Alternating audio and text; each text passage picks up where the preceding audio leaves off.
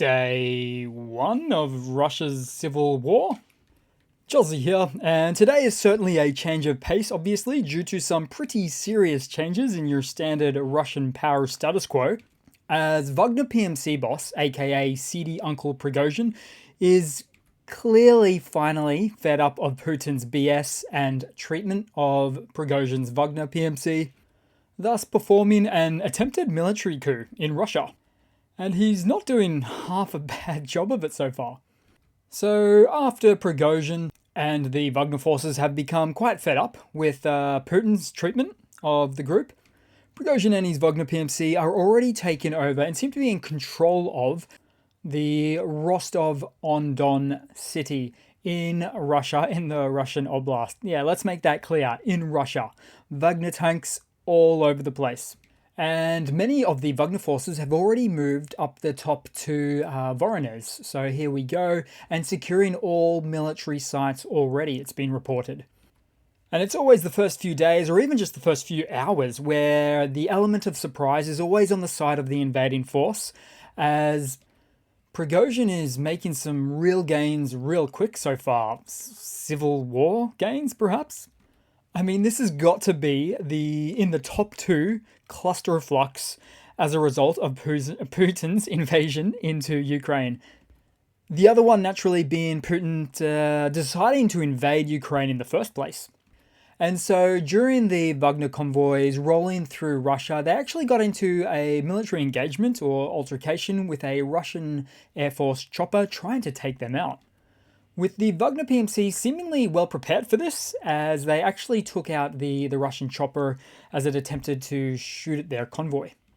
Yes, you heard it correctly right there. Russians fighting Russians. Ukraine not required. And just a minute ago, in fact, another Russian Air Force plane just went down in Voronezh, which is currently where the Wagner forces are also stationed, as they likely proceed to the direction of Moscow. And so Putin's got a few problems here. First of all, Putin's military defense in Moscow itself. Moscow naturally holds for now. Didn't think I'd be saying that so soon with a meme like that. But the problem is most of the Russian army's military hardware is in Ukraine, fighting a pointless war right now. Is it even fighting that war? So many things are in play right now. And Moscow has maybe like one tank to defend itself. Of course, remember the World War II T-34 tank, which was all they had left over for the May 9th military parade just earlier this year? Putin has put way too many eggs into a single basket with his attack on Ukraine.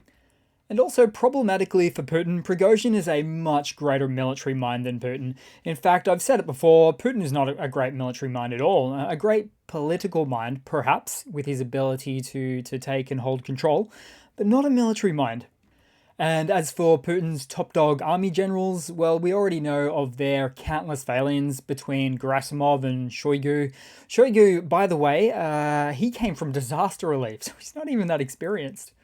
So he's just yet another yes man that takes his cues from Putin. But that's nothing I haven't said before. And another problem right now is there's actual reports of regular Russian units defecting to the Wagner forces.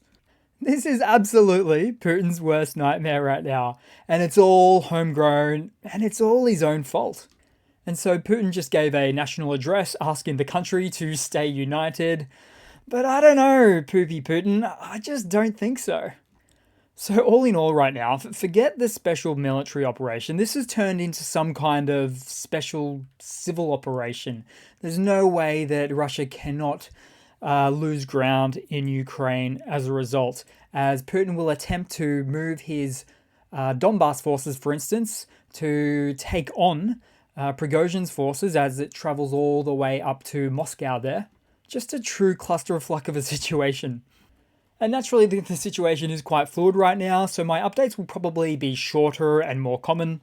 But one thing's for sure, all eyes are on Russia right now. So peace out, guys, and see you soon.